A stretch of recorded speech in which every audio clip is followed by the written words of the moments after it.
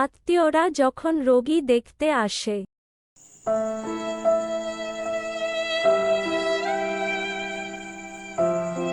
ভাই, আমি শুনলাম আপনি অ্যাক্সিডেন্ট করেছেন, তো বড় কোনো ক্ষয়ক্ষতি হয়েছে নাকি? ওই তেমন কিছু নাই, পায়ে একটু লেগেছে।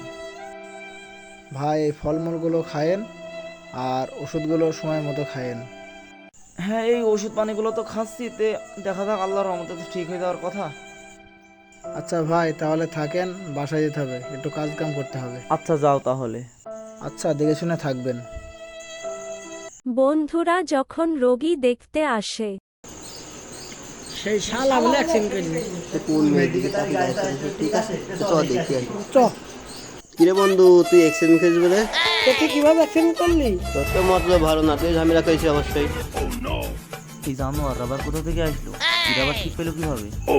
এই তোরা বস, এখানে বস বস বস। আরে বন্ধু, এটা কি নিশ্চয় দেখ। এরা মানুষ না জানোয়ার? এত থুই সিগারেট নিয়ে নিছে। নে বন্ধু, ধরা, একটা হয়ে যাক। আরে না, আরে রাখ। আরে ধরো ধরো।